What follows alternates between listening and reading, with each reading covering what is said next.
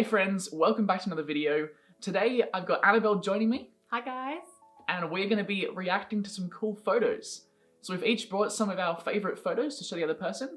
We're going to get our reactions, talk about some of the techniques that might go into the photos or what we like about them, and bring you guys along for the ride. You excited?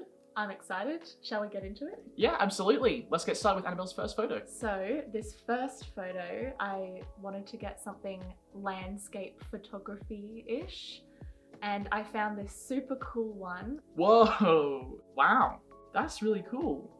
I thought, I'm no photography expert, but I pretty much thought that they nailed it because they've got the foreground, midground, and background elements. And they've got a really nice color scheme with a contrast of the orange and the turquoise, which I know that you really like. Yep, teal and orange color grade. Yep. And I know that you've done this sort of water effect before where it's like crystal clear.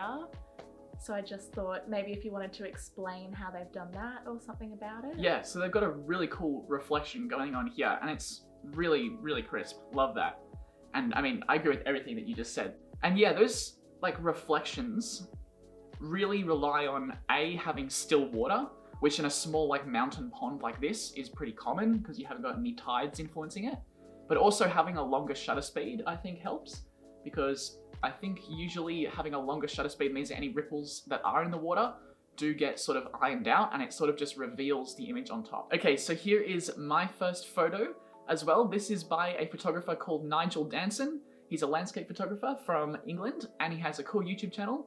And so yes, I'm bringing a landscape photo to the table to start with as well. I do like my landscapes. So this is from Iceland, and this is just an amazing photo that I really love. So have a look at this. Wow, oh my goodness. Look at the sky. I know, right? That is incredible.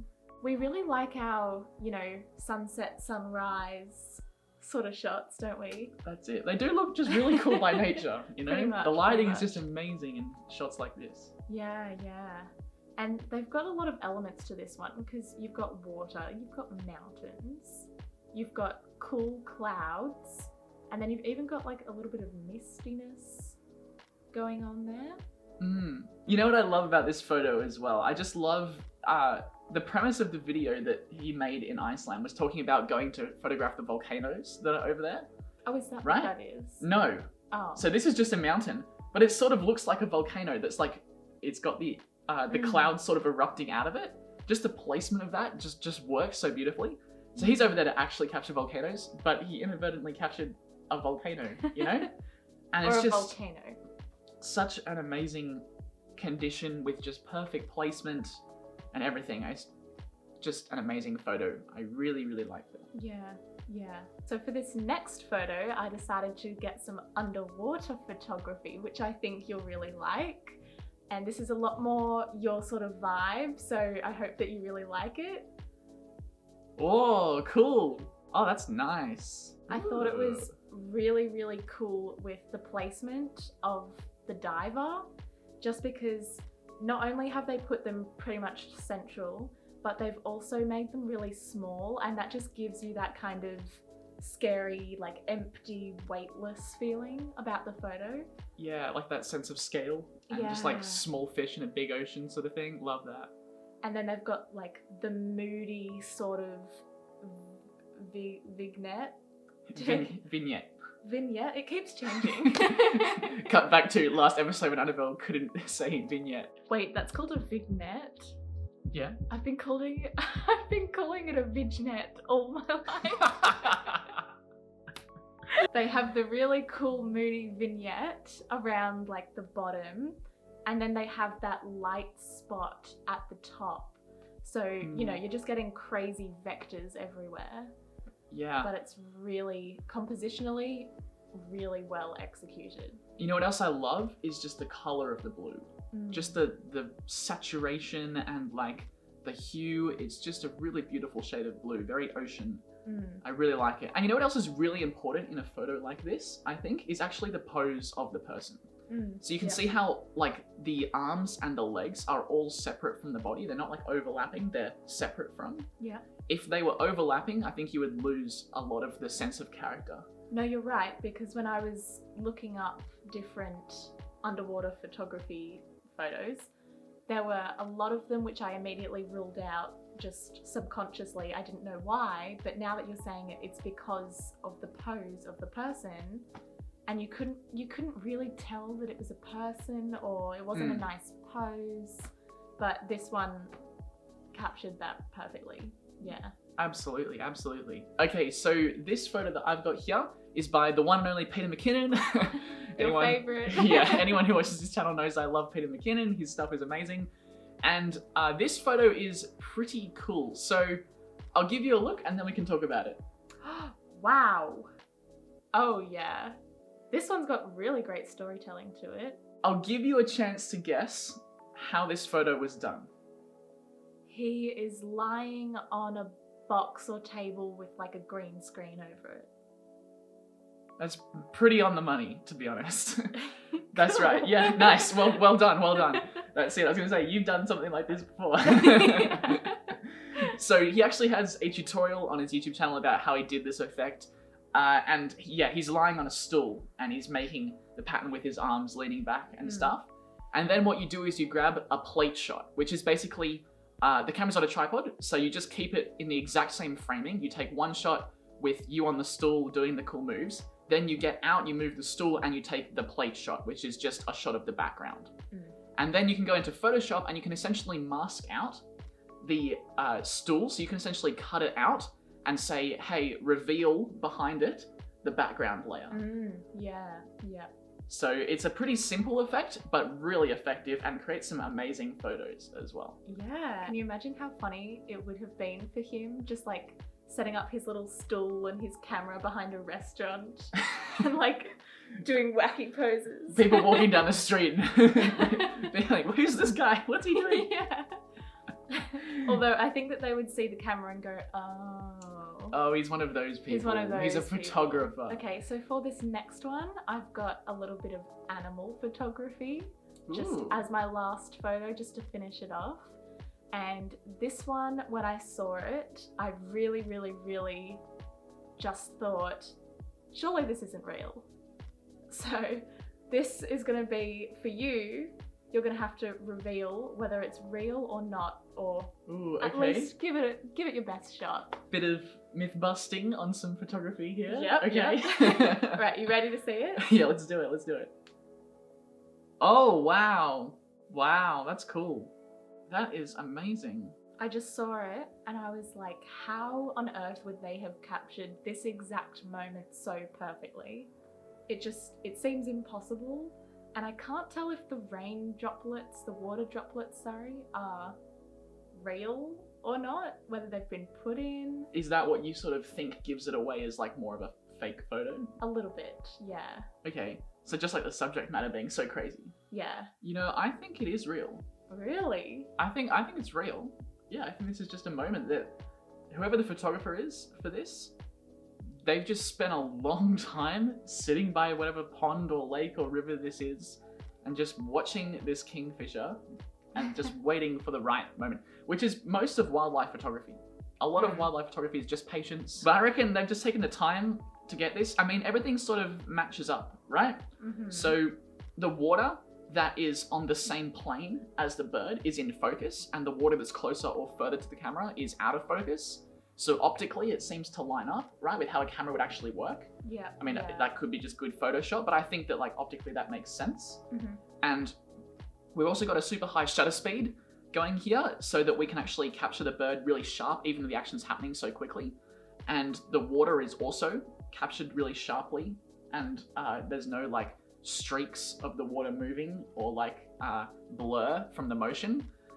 So it's all actually seems to be lined up pretty well from the actual camera settings side of things, and the light seems to match too.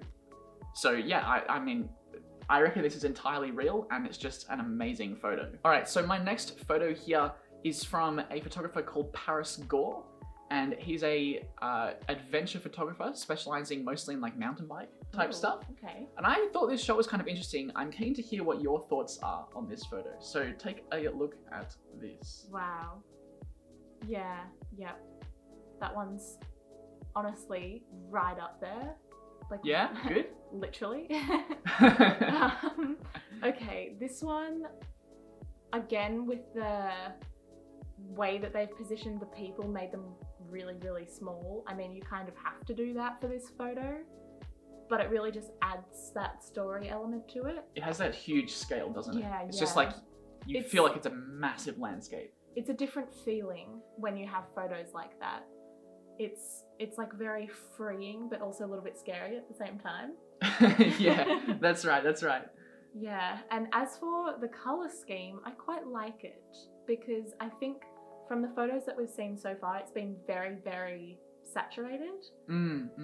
But this one's a lot more muted and a lot more natural, and it kind of just feels like you're right there. I could not have said it better myself. Yeah, awesome shot. Okay, so this is my last photo here. It's by a photographer called Peter Lick, who I believe holds the world record for the most expensive photo ever sold. But he does a lot of fine arts photos and amazing landscapes and panoramas. Oh, yeah. Actually, I think you've shown me this one before. Yeah? A while back, yeah. What do you reckon? That was the one that was photoshopped, wasn't it? Right, and what gives that away? The sky.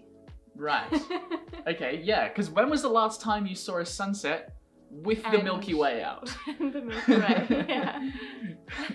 Right, so this is using a technique called time blending, which is where you essentially take the same photo at different times of day, and then in editing you mix them together for the different times. Commonly you use it with like cities and stuff, where you have like a beautiful sunset, but you also have the lights on inside of the city, like in the buildings and stuff, so that you get that nice sort of like glow from the city, but also from the sunset.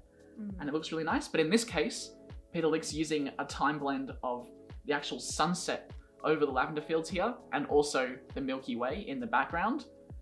So he's probably left his camera there for all of like whatever, like 6 hours or however long it might have been to get the right timing and the right composition there, and just made sure that it doesn't touch the camera, and then he takes the two photos in different sets of time.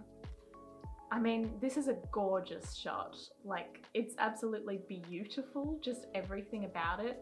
The sky, that one lone tree, yes, the lavender, all in like nice, neat rows, just leading your eye to the tree. And the colours are beautiful as well, and they go really nicely together. But it does make me a bit sad to know that it's photoshopped. That's true, but I mean, just love it. Don't you just wish that this was real? I wish we could have sunsets and stars out at the same time. That would be so cool. And I can't even see, like looking at it, I don't even... You can't see that it's photoshopped. It's just because I already knew that from when you showed me this photo ages ago. Like, where is the line? You know, I can't even see but the difference between where the clouds are and where the Milky Way starts. I mean, the clouds overlap the actual stars in the photo as well. Yeah. So this is some hardcore time blending. This is like really, really good. Do you know where it was taken? France, I believe. Oh, France is everything good. Yeah, I think this is a lavender field in France. Okay. I'm putting on my bucket list. I want to go there. I will be recreating this shot. Your future photo mission will be recreating this shot in France. Mark the day. Mark the day. And hello to future audience when you see this video referenced inside of that video. Yes, hi from the past. That's right. Back in 2021, that was when I decided to go and recreate this photo. And I decided to walk through cool lavender fields in France. Annabelle, hit him with an outro. Thanks so much for watching today, guys. We saw some awesome shots, and thank you so much, Tim, for having me visit your YouTube channel again. I love to be here. Oh, you are most welcome. Thanks so much for joining me. If you want to check out any of the photographers from today's video, I've left links to all of them in the description, so go ahead and check them out. My Instagram account is also down there, so if you want to see some of my work, you can give me a follow down there as well. If you have ideas for photos or photographers that you want to see us react to, let us know in the comments down below. We'd love to check them out, and maybe we'll do another reacts video in the future. What do you reckon? I reckon it sounds like a plan, but you guys gotta give us some good stuff to react to. Awesome bad stuff. Hilariously bad photos. Yeah. We would love to see some of those as well. But thanks so much for watching, and make sure you like the video if you did. Leave a comment down below, as we said earlier. Subscribe to the channel if you haven't already. Make sure you hit the notification bell. I've got a documentary that I've been working on for months now. It's coming out soon, so make sure that you hit the bell. That way you don't miss out on that. Thanks so much for watching, and I will see you next week, Wednesday. Bye. See you then.